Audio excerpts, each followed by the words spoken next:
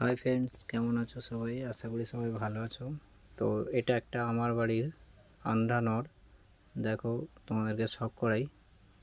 পায়রার চোখটা দেখো তোমরা সবাই, কত সুন্দর চোখ। পিলাঙ্কা আইসের মধ্যে আছে।